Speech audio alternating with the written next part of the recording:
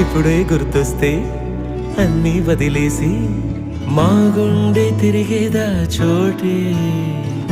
అరెరే బాల్యం రమ్మన్నారాదే, గుర్తుకొస్తే కంట చెమ్మ పెట్టిస్తుంటుందే. స్నేహాలే